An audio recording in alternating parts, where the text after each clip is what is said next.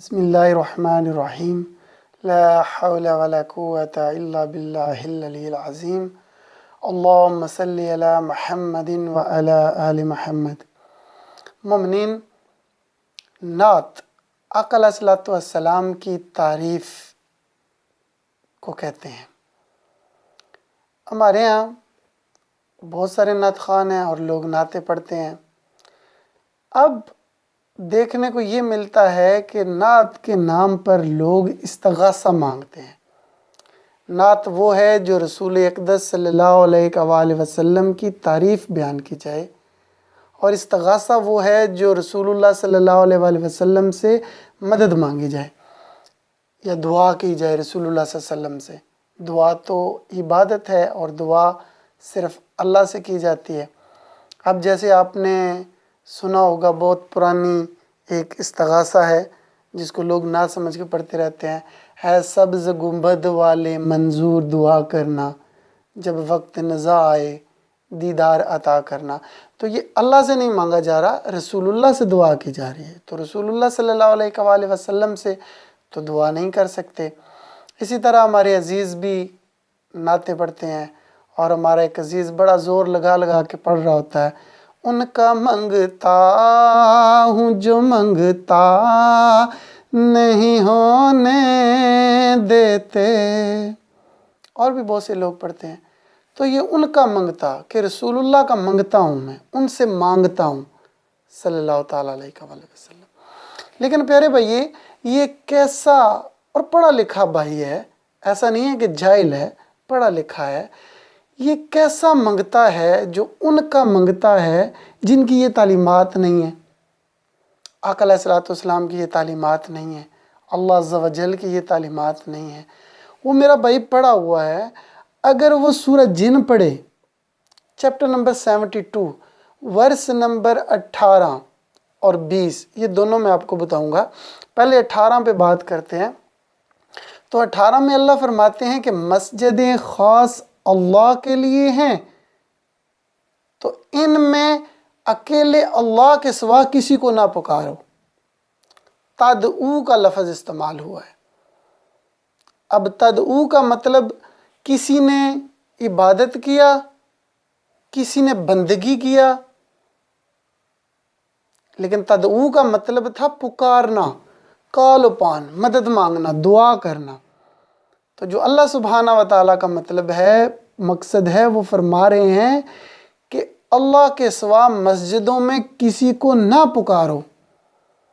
اور تم مسجد میں بیٹھ کے پڑھ رہے ہو، یا غوث اعظم اج کرم کمائیں، یا غوث اعظم کرم کرو اج کرم کمان دا ویلا ہے۔ یار تمہیں ذرا شرم نہیں آئی کہ اللہ کی مسجد میں تم کسی اور سے مانگ رہے ہو، پھر تم اسی اللہ کی مسجد میں رسول اللہ سے مانگ رہے ہو۔ اب جو آیت نمبر 20 ہے، اس میں اللہ سبحانہ و تعالیٰ فرما رہے ہیں رسول اللہ سے کہ آپ فرما دیجئے کہ میں اکیلے اللہ کے سوا کسی کو نہیں پکارتا۔ ادعو کا لفظ ہے۔ عبادت اس کا ترجمہ ہو سکتا ہے، لیکن جو ایگزیکٹ اس کا ورڈ ہے وہ ادعو، پکارتا ہوں۔ میں اکیلے اللہ کے سوا کسی کو نہیں پکارتا اور اس کے ساتھ کسی کو شریک نہیں ٹھہراتا۔ یہ ساتھ ہے۔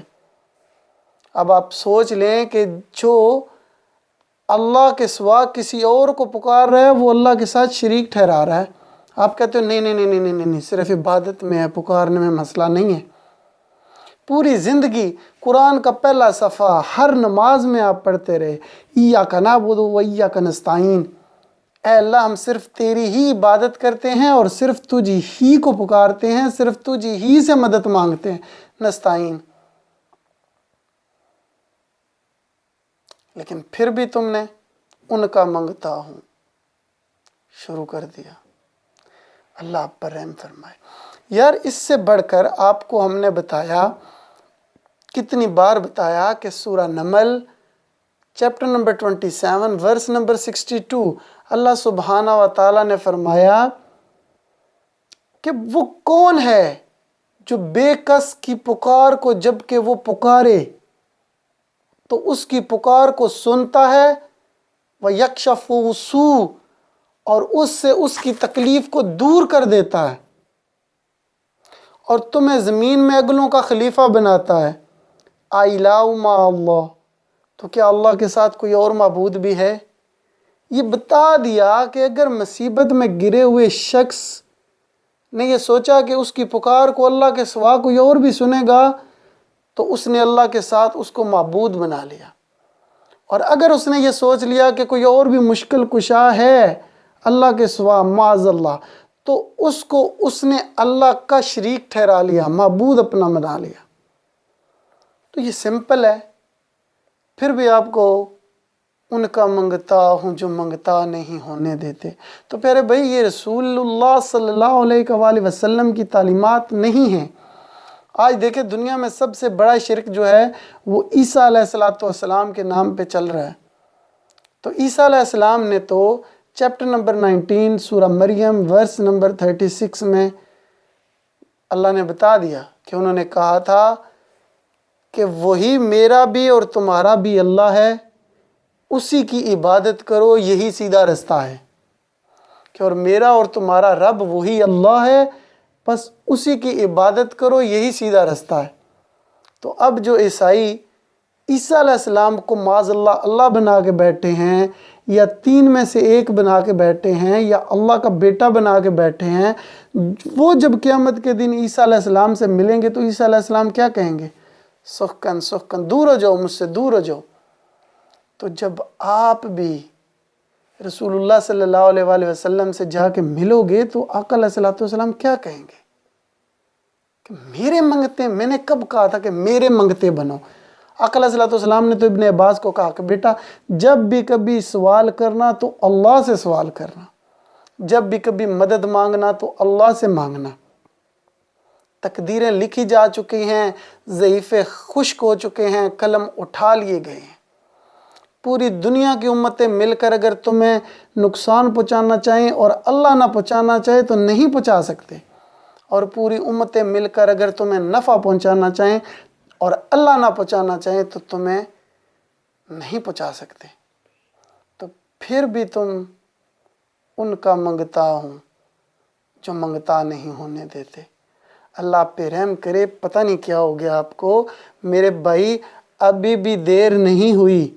سورہ جن کی آیت نمبر 18 اور 20 اٹھا کے پڑھ لو، اس سے پہلے کہ دیر ہو جائے، اس سے پہلے کہ دیر ہو جائے۔ امید ہے آپ کو سمجھ آ جائے گی۔ جزاک اللہ خیرہ۔